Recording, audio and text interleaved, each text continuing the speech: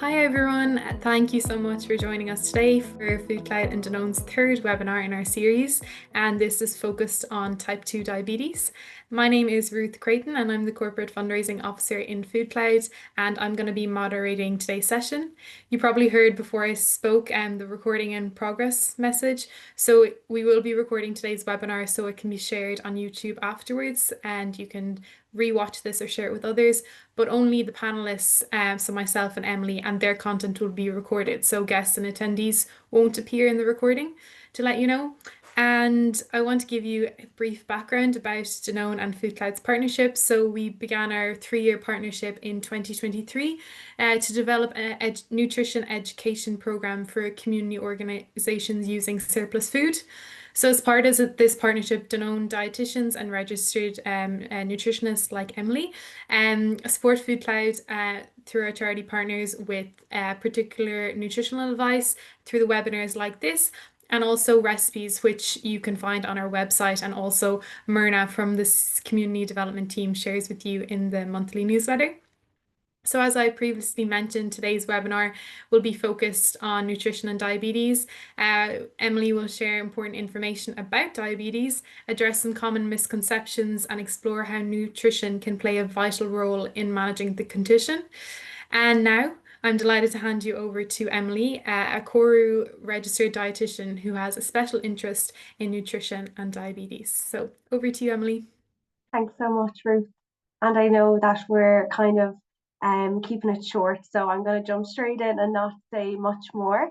So just in terms of what we'll cover today, we'll go through an overview of type 2 diabetes, run through the dietary and lifestyle management, hopefully get through some common misconceptions, and then I will signpost to some support. So I'll jump right in. So what is type 2 diabetes? You may have heard about insulin in relation to type 2 diabetes, and I suppose that's just because insulin is so important, and it's a hormone that we all have, and it's produced in our pancreas, which is a gland behind the stomach. And insulin will control the amount of glucose in our blood. And I suppose, where does this glucose come from? It comes from the foods and drinks that we eat, the carbohydrates contained in them. And you can see in the little picture there, I have a man who's eating a slice of bread, which would be a carbohydrate. And what's going to happen is the bread is going to break down into glucose when it's digested. And then in response to this, the pancreas will produce insulin. And you can see the little pancreas there, and the little blue circle would be representing insulin. And the insulin will then help move the glucose from the bread into the muscles and the cells, and this will give us energy. So a good way to think about it is insulin is like a key, and it unlocks the doors of the muscles and cells to let the glucose in. And in type 2 diabetes, what's happening is either not enough insulin is being produced by the pancreas, or it's not working effectively.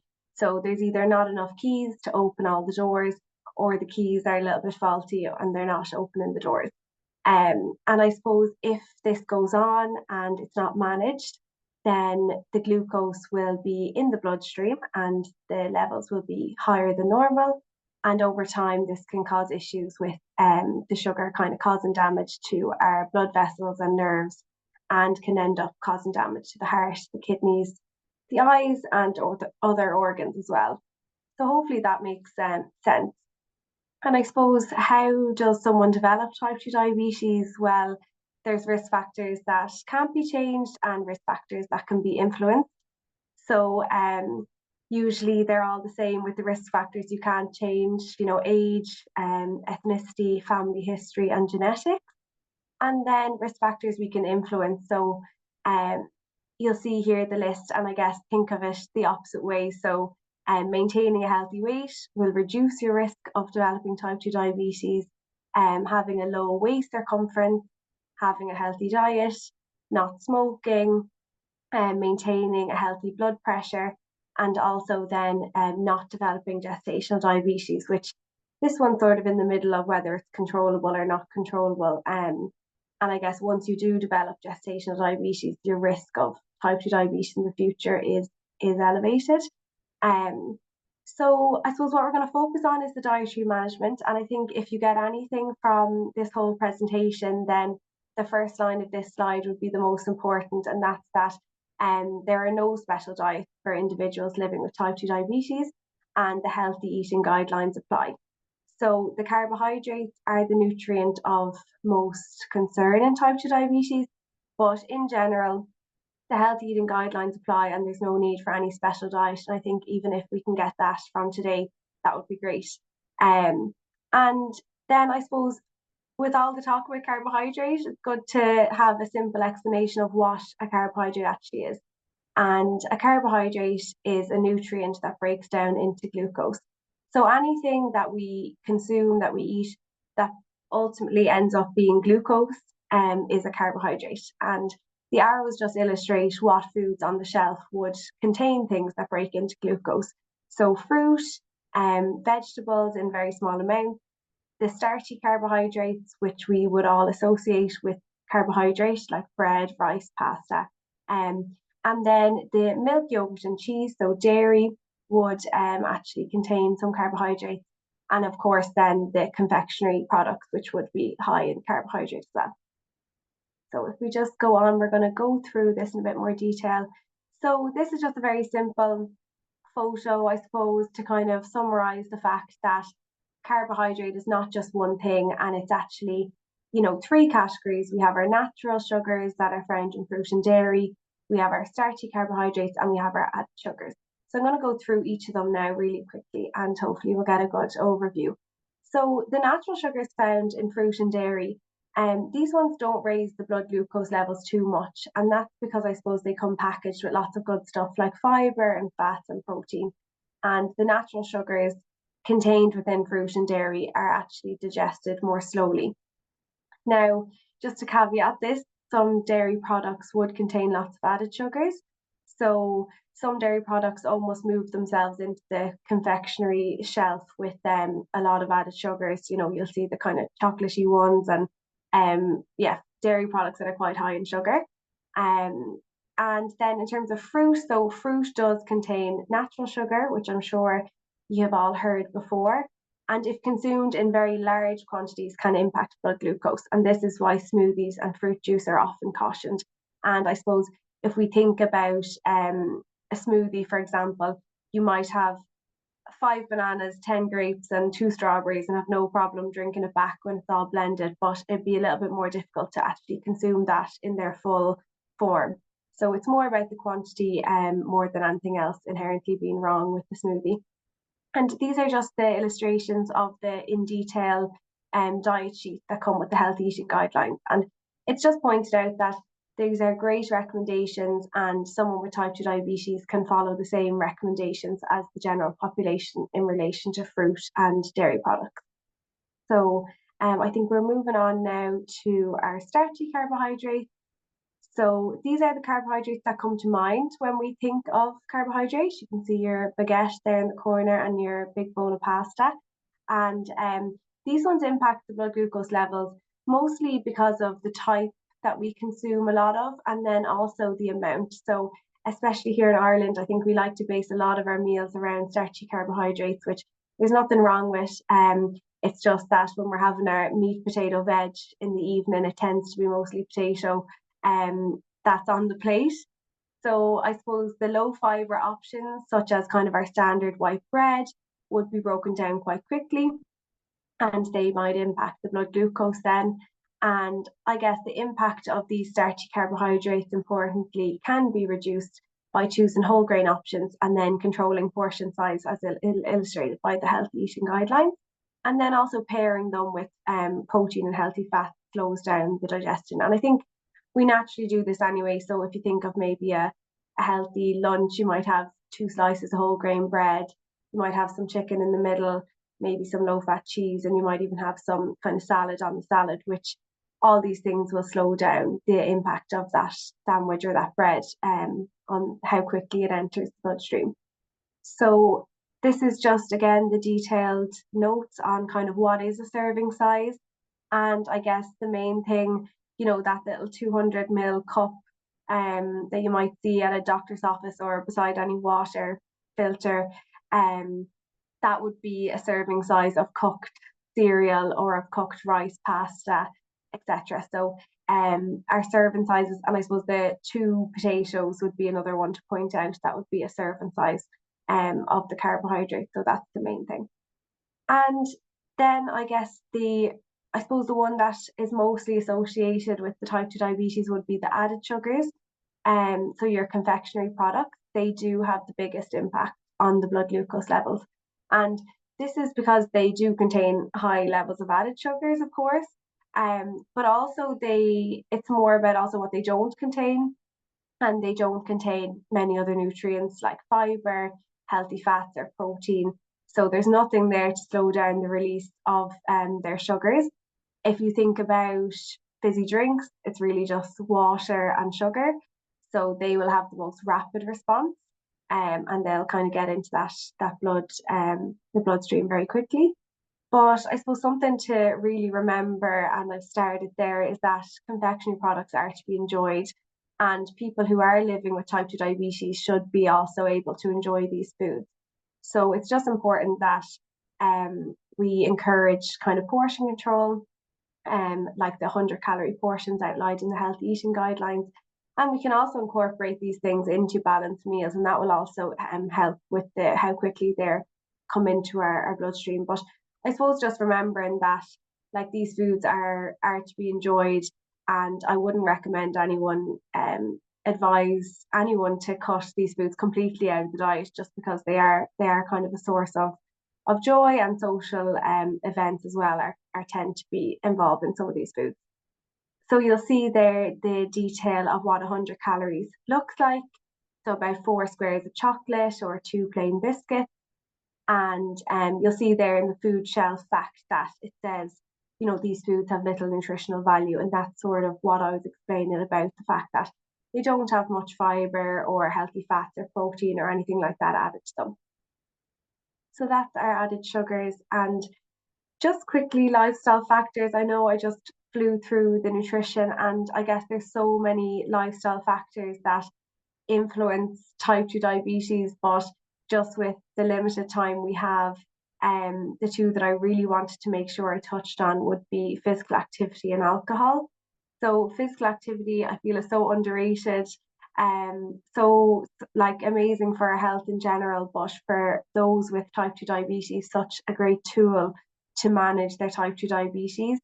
And the physical activity guidelines are what we all should be following. And it's the same for those with type 2 diabetes, 150 minutes a week. And I just really think an important thing to point out, and I've started again, is the new recommendation to include strength training twice a week. And this is of particular importance for those with type 2 diabetes, and I'll just explain a bit more about that. So I guess when we do exercise, your muscles need energy fast, and they'll take it from the glucose that's in the bloodstream, and that lowers their blood glucose straight away because it's going into the muscles. But even more importantly, long term after exercise, the muscles remain more sensitive. So I suppose it's almost like, your muscles, it's like if you think about a new house and the locks and the doors just open super easily, they're not dodgy at all, you're not afraid you're going to get locked in, and the key just opens really quickly and really easily.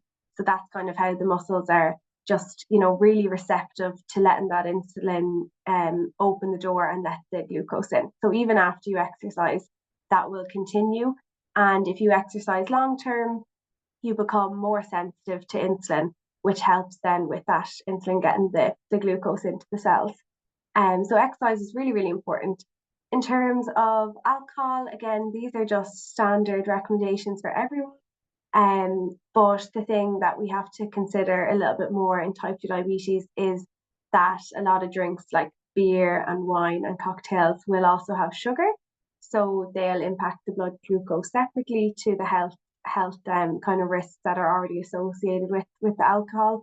So it's the 11 standard drinks for a woman and 17 for a man, spreading the drinks across the week, and then having the 2 to 3 alcohol-free days per week, and not drinking more than 6 on one occasion. So these are kind of the trying to lower the risk factors associated with alcohol.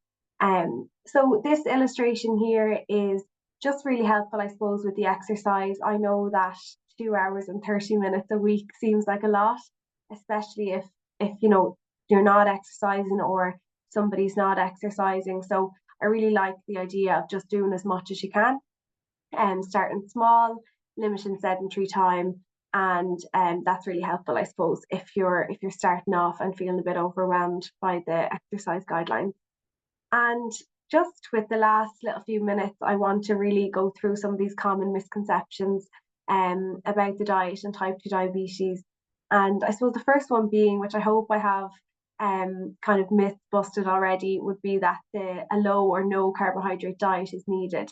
And there's really no need for anyone or individuals living with type 2 diabetes to remove carbohydrates from the diet. So I think we've kind of seen there that carbohydrates are not just bread, they're also dairy, they're also found in fruit and vegetables to a certain extent, and so removing those things wouldn't be healthy. And we also need the fiber from our whole grain carbohydrates for our digestive systems.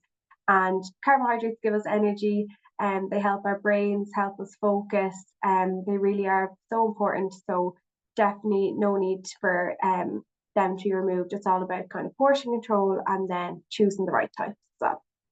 So the second one I hear a lot out in the community, or from patients directly, is that some types of fruit are maybe higher in sugar than other types and they should be avoided. So I think bananas and grapes are the big culprits here. And I suppose just keeping it simple on the other side is that all types of fruit can be consumed. So there's no fruit that's too high in sugar. The main thing is the portion control. So a portion of grapes, as far as I can remember, is 10 grapes in a sitting, and a banana portion would be one banana. So if you're having one banana at a time or you're having 10 grapes at a time, there's absolutely no issues with them, and they're definitely not too high in sugar. We've already kind of discussed that. It's not the same as your standard table sugar because it's got fiber and other nutrients to slow it down, and it's already a little bit slower kind of to go in the bloodstream anyway. And then the third one would be about no added sugar or diabetic products. So no added sugar, chocolate, ice cream, and I think biscuits, which are quite popular. And again, keeping it quite simple on the other side, that I wouldn't personally recommend these products. They've taken the sugar out and usually replaced it with a sweetener, which is fine. But they will still contain carbohydrates. So as we've learned now, sugar is not, it's not all about sugar, it's actually about the carbohydrates. And of course, biscuits will still have flour, which will still break down into glucose. And usually they're quite expensive and not the tastiest. So I'd be of the mindset that if someone wants to have chocolate or ice cream or cake, that they'd have the real thing and maybe monitor their portion size and just enjoy it and move on, and kind of monitor how much they're having it as opposed to swapping it for these kind of diabetic specific products. And then finally, I suppose honey and maple syrup are better to consume than sugar because they're natural, and they are natural, but they are very similar to table sugar. So I'd be treating kind of honey and maple syrup the same way as I'd be treating table sugar. I'd be using them in very small amounts, but trying to really go for the natural sweeteners like the fruit, or using things like cinnamon and things to sweeten. Of course, they're fine to consume, but I suppose just not falling into the trap that they'd be have a less effect than the sugar itself, because they are mostly made up of the similar sugars to table sugar, unfortunately. Um, and then I think I just have a slide on support. So Diabetes Ireland is amazing. It has some great, great resources, and this one is on their website that can be downloaded. And then really, really great is the HSE's diabetes courses. So I think, an amazing thing is that you can actually self-refer now onto these courses. So you can see where it says book your free place. So you can self-refer, or you can signpost people to self-refer, and their doctor or their diabetes team might have done it or they might do it. But I think for people maybe who've been living with type 2 diabetes for a while, I kind of participated in these, in facilitating these. And a lot of the times it's some people who've had type 2 diabetes for quite a while and just need that support now. So they're really great resources to signpost people to. And I think we're going to have some time for questions now, which is great.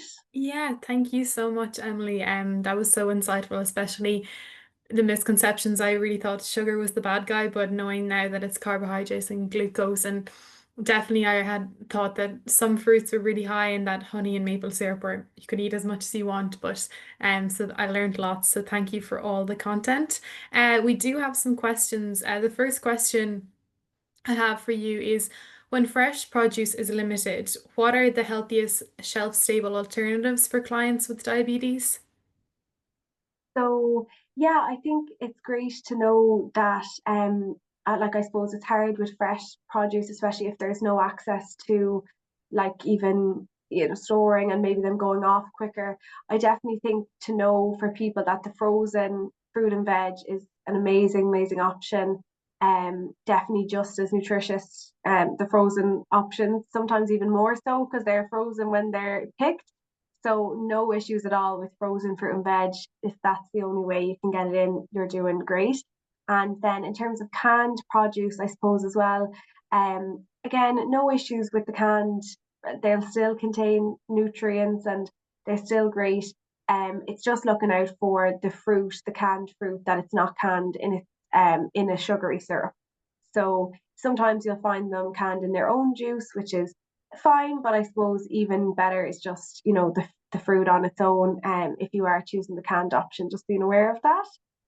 But knowing that there are options and that the frozen and canned stuff is absolutely fine. So Perfect. Thank you. Yeah, that's good to know the difference between in their own juices or in sugar. So it's a good watch out. And I have another question. For community organizations who are providing emergency food support, what information should they pass on to clients about reading food labels to quickly identify or to identify whether something is good for them or not? yeah, and I suppose this is a tough one at the moment with social media, and there's a lot of kind of misconceptions about what we should and shouldn't eat. So it's quite difficult for people in general, even for me. So I can't imagine that, it's quite overwhelming. But the Irish Heart Foundation have a kind of a food label guide, and I'm almost 100% sure. I know I've done it in the past. I've emailed them and I've asked them to send some of these out. They're kind of like a card that you can keep in your wallet or your purse. So they have very kindly emailed me before, a bunch of them. I'm thinking they're still being made. But even if you Google Irish Heart Foundation food label card, they'll probably pop up and they can be printed as well, maybe even in bigger print for people who need maybe a bigger print. So they're quite handy. They would do kind of a low, medium, and high. And the main things they're looking out for would be sugar, salt, and saturated fat. And those would be definitely the nutrients of kind of concern in type 2 diabetes and just generally. So for everyone, Yeah. but also if someone is living with type 2 diabetes, yeah. Perfect. And I have one last question. What are the less known complications of poor management of type 2 diabetes? Example, vision problems or ulcers, that staff working in community organizations and charity groups should be aware of to help residents access timely medical care. Yeah, that's a great question. I suppose the most important thing, firstly, is just making sure that if someone does have type 2 diabetes, that they're linked in with the appropriate support. So usually when someone's diagnosed, they will get linked in with sort of an eye screening program where they can get access to get their eyes tested, because as you mentioned there, that might be a less known complication, would be vision issues. And that's because the glucose in the blood is actually kind of damaging the nerves of the eyes and can actually lead to vision loss if it's not caught. And then again, you mentioned the feet, and it is a unknown, I suppose, or not commonly known complication. People may have heard before of people with diabetes having amputations and things, and that would be a very severe complication of like a foot ulcer that hasn't healed or has got infected. And basically what happens is when you get a cut when you have diabetes, you have harder time healing those cuts, and that's just because the environment and the sugar in the blood. So you're kind of at risk for maybe slow wound healing.